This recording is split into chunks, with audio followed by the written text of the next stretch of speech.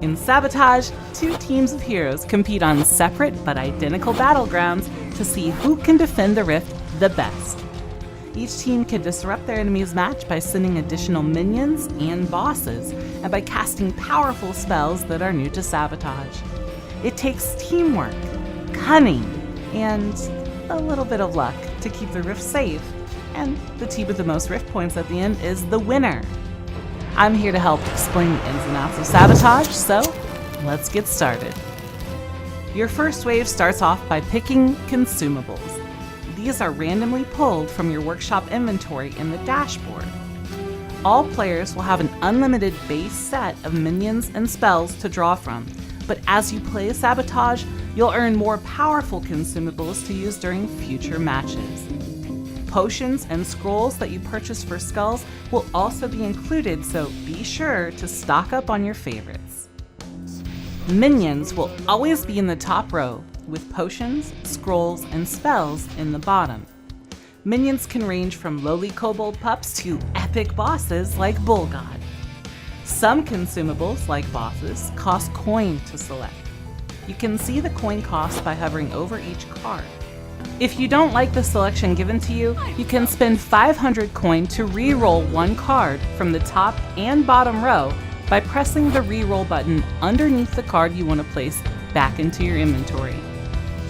Once your team has chosen consumables, it's a good idea to communicate with each other with how best to use them. You can see what consumables your teammates have by looking next to their portraits in the upper left, and once you know that, you can develop a great strategy. Have swifty hooves?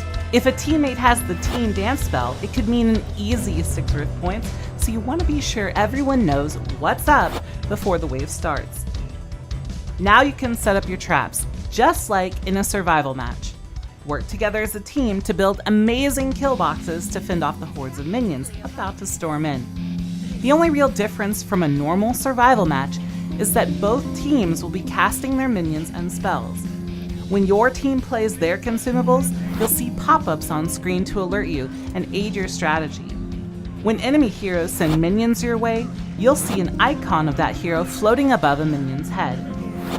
Spells cast on your team will be visualized with color-coded tickets under your minimap.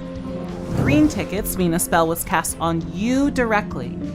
Yellow tickets are spells that affect your entire team, and blue tickets represent one of your teammates being targeted. If remembering the color codes is too much to start with, the green and yellow tickets also have an arrow pointing towards you to show that you're affected. With Sabotage, we're also introducing the tactical screen, which you can access by holding the touchpad. The tactical screen shows you all kinds of information about the enemy team, and honestly, it can be a bit daunting, so for your first few games, don't worry about this screen too much.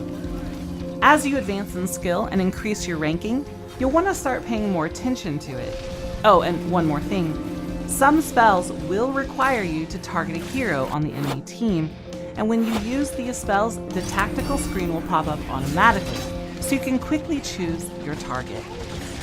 To win Sabotage, your team must overwhelm the other team with additional minions and spells until they lose rift points. If either team loses all their rift points, they lose at the end of the current wave. Whichever team has more rift points at the end of the final wave is the winner.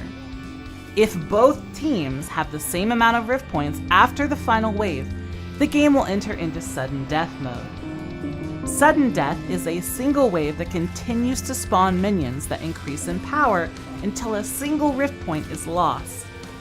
Both teams will be able to play a final set of consumables during sudden death, and consumable minions will increase in power over time, just like regular minions. Your team will have to best decide when to play your consumables to secure the win. Sabotage brings a little friendly competition back into Orcs Must Die Unchained with a fun and lighthearted twist on survival. With the introduction of consumable minions and spells, no two matches will ever be the same. So, what are you waiting for? Party up with your friends and get ready for Sabotage!